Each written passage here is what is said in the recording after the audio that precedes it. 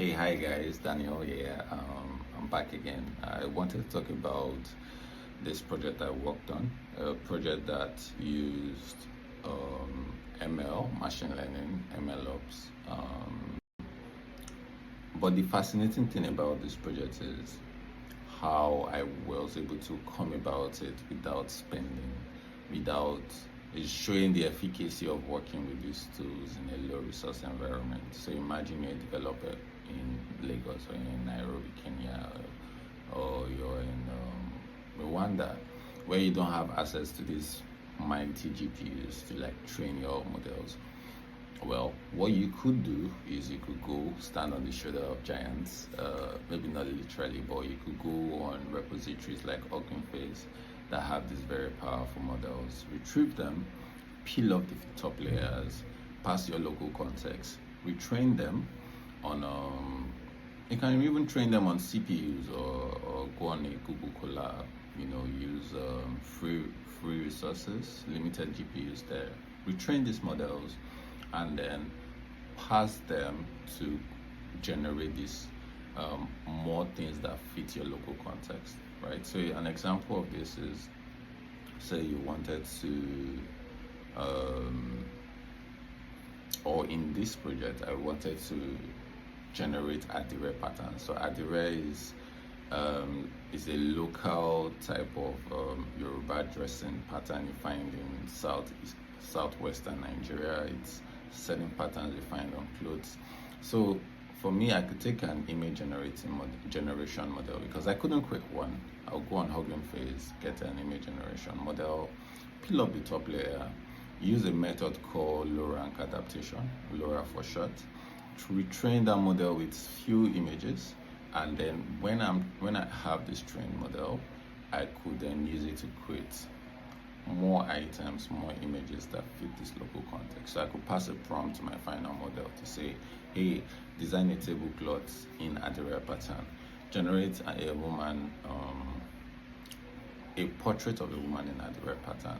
So to reach these outcomes, I had to go through certain steps which I describe in my blog, and then I took it an extra layer of adding MLOps. MLOps means that I could go to bed and then my model could be retrained, promoted, or archived based on certain logic I passed to it. It could be stored and it could be deployed to a production environment. So that means today when I create this V1 or version 1 model, I could orchestrate my system using ZenML, which is an orchestration tool, to retrain this model from time to time, maybe every week, every month, every end of day, to say, okay, evaluate it and see whether the past model produced better images than the current one that has been retrained, and then store those models or store the metadata or any other thing associated with that model in a repository. So I do that with MLflow, right? But the gist of it is you can create cool stuff now. You don't need all of those resources that were needed in the past to create these things. You don't need VFX studios, you don't need to pay actors, you don't need to go crazy with GPUs anymore.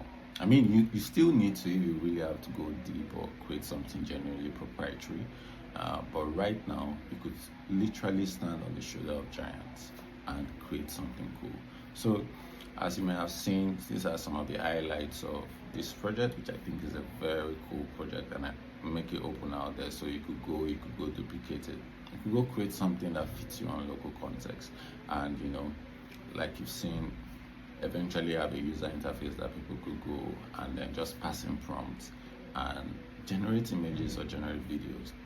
How cool is that? So that's it, and I hope you find this inspiring. I hope you find this